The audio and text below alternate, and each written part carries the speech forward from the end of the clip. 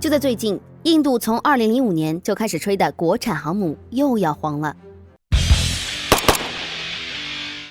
在7月29日，印度时报颇为遗憾地刊文表示，印度首艘国产航母维克兰特号的建造进度再度出现问题。由于印度肆虐的疫情影响，负责建造的科钦造船厂不得不对外宣布，原本定在2020年的海试计划被迫延期到2021年的9月份。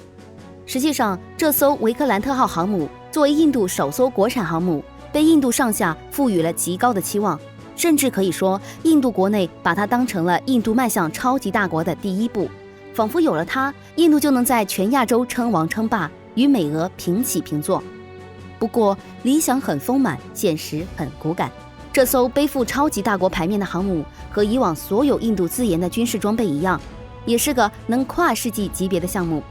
自2005年拨款开建以来，幺蛾子就一直没有断过。先是造了4年，结果在2009年传出钢材不够的问题，直接把航母进度推迟几年。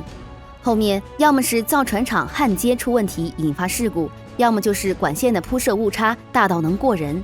一来二去，这艘印度之光从原本的2011年下水，硬是延期到了2013年。更要命的是，这个2013年的下水和别人概念里的下水还不一样。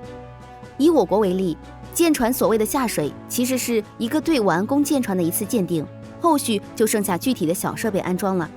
而印度人为了追求面子，航母造了30%不到，拖这个空壳子也强行下水。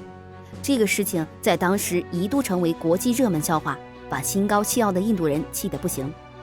而到了2015年的时候，这艘戴着超级大国牌面帽子的航母已经被确认建造整体成本接近30亿美元，超出了预计成本的6倍。而在2019年的11月份，这艘拖了1年又1年的印度航母居然遭贼了，可以说真的是开创了航母界的历史了。从当时印度警方的消息，船上的电脑设备被偷得一干二净。虽然上面没有什么机密文件，但是从这件事情上也能看出印度相关机构在对待这种军事设备的真实态度。很有意思的是，第一艘航母就造得这么惊天地泣鬼神，印度当局甚至好意思表态，已经筹划好了后面的第2艘和第3艘的建造计划。当然了，联系上印度此前强行让航母下水的行为，为了面子极大概率会让半成品航母直接服役。到时候恐怕又是印度海军熟悉的节目环节了，航母不是正在维护，就是在维护的路上。